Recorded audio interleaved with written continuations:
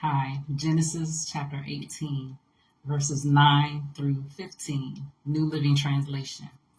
Where is Sarah, your wife? The visitors asked. She's inside the tent, Abraham replied. Then one of them said, I will return to you about this time next year, and your wife, Sarah, will have a son. Sarah was listening to this conversation from the tent. Abraham and Sarah were very old by this time, and Sarah was long past the age of having children. So she laughed silently to herself and said, How could a worn-out woman like me enjoy such pleasure, especially when my master, my husband, is also old? Then the Lord said to Abraham, Why did Sarah laugh? Why did she say, Can an old woman like me have a baby? Is there anything too hard for the Lord? I will return about this time next year, and Sarah will have a son. Sarah was afraid, so she denied it, saying, I didn't laugh. But the Lord said, No, you did laugh. Genesis chapter 21, verses 1 through 3. The Lord kept his word and did for Sarah exactly what he had promised. She became pregnant, and she gave birth to a son for Abraham in his old age. This happened at just the time God said it would. And Abraham named their son Isaac.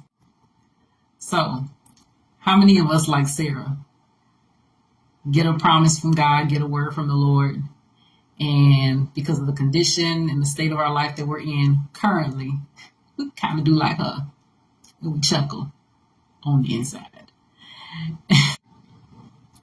But I love how God is, despite our human condition, despite our human frailty.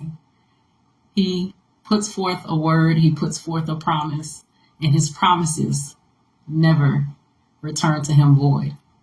His word will always accomplish what he sent it to do.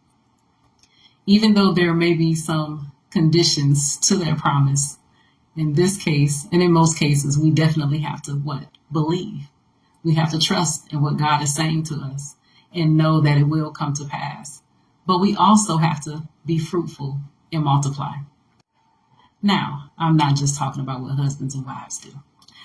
But if you have a gift, you have a talent, you have a calling, you have a business, you have anything that God has placed in your life that can be multiplied, be fruitful with that thing. Develop it, grow it, present it back to the Lord, and ask him what to do with it. He will give you the strategy. He will give you the blueprint. He will give you the guide. But one thing I know for sure, that God will give a promise and he will always fulfill it.